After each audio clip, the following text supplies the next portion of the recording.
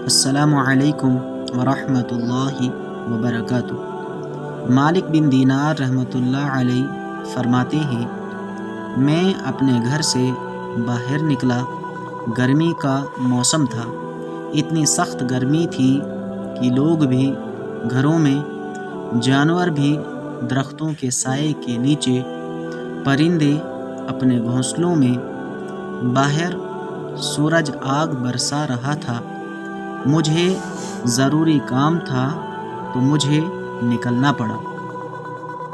میں جب گلی میں نکلا تو دیکھا کہ ایک اپاہج بندہ ہے، ٹانگوں سے معذور ہے اور وہ زمین کے اوپر اپنے ہاتھوں سے گھسٹتا گھسٹتا آ رہا ہے۔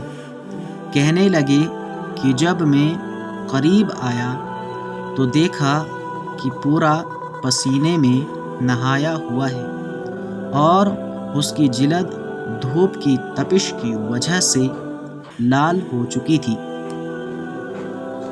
جیسے سورج نے اس کی جلد جلا دی ہو، اور وہ آگے آگے بڑھ رہا ہے۔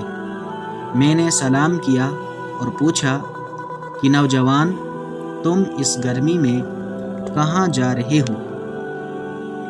اس نے کہا، میں نے حج کا ارادہ کیا ہے، اللہ کے گھر کی طرف جا رہا ہوں، اس لیے سفر میں ہوں۔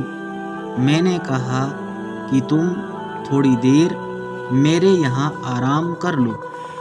اس نے کہا کہ جناب، مجھے تو سفر کرنے میں وقت لگتا ہے، آپ تو پاؤں سے آرام سے چلتے ہو، میں تو انچ انچ کے حساب سے چل رہا ہوں۔ مجھے ڈر ہے کہ ایسا نہ ہو کہ میں راستے میں رہ جاؤں اور ایام حج آ جائیں اور میرا حج نکل جائے تو میں رکوں گا نہیں۔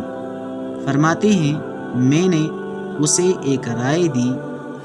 میں نے کہا کہ میرے گھر میں آرام کر لو، میں سواری کا بندوبست کر دیتا ہوں، تم شام کو سوار ہو کے اپنا سفر سہولت سے طے کر لینا۔ کہنے لگے کہ جب میں نے یہ الفاظ کہے تو اس نوجوان نے میری طرف دیکھا اور کہنے لگا، مالک بن دینار، میں تو تمہیں بہت عقل مند سمجھتا تھا، تم نے کیسی بات کی؟ کہتے ہیں کہ میں حیران ہوا کہ کیا غلطی مجھ سے ہوئی۔ کہنے لگا، مالک بن دینار، ذرا سوچو، اگر کوئی غلام اپنے ناراض مالک کو منانے کے لیے جائے تو بتاؤ، اسے پیدل یا گھسٹ کر جانا اچھا لگتا ہے یا سواری پر سوار ہو کے شان سے جانا اچھا لگتا ہے؟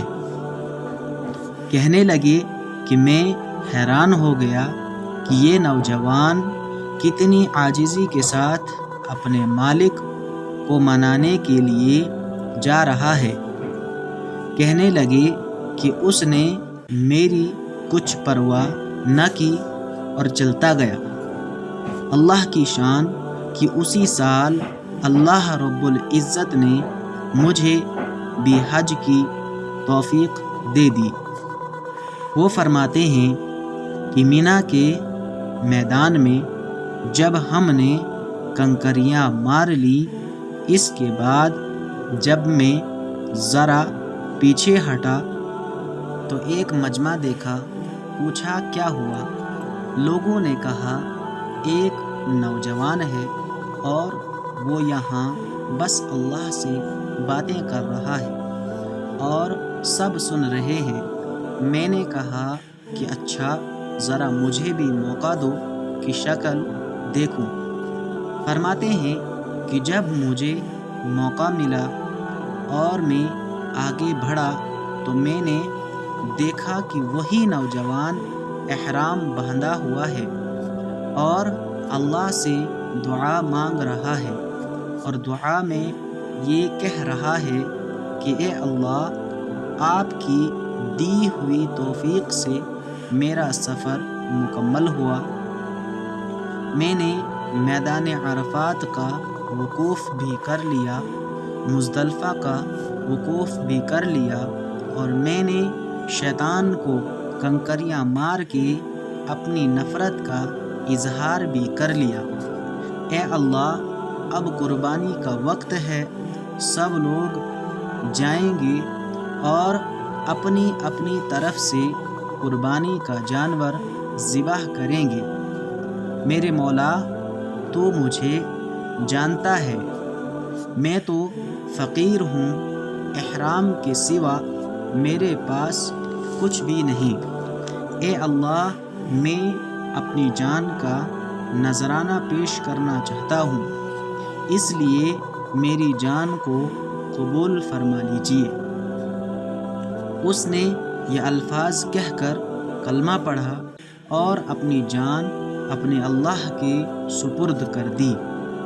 جب اللہ کی محبت ہوتی ہے تو انسان اللہ کے نام پر اپنی جان دینا بھی اپنے لیے سعادت سمجھتا ہے۔ پھر راتوں کی عبادتیں، سچ بولنا، امانت کا خیال رکھنا، اچھے اخلاق کا خیال رکھنا، یہ سب چھوٹی چیزیں بن جاتی ہیں۔ اللہ ہم سب کے دلوں کو اپنی محبت سے بھر دے، آمین۔ اس طرح کی مزید معلوماتی ویڈیو کے لیے ہمارے چینل کو سبسکرائب کریں اور گھنٹی کے بیل آئیکن کو ضرور دبائیں، اور ویڈیو کو لائک اور شیئر بھی کریں۔ السلام علیکم۔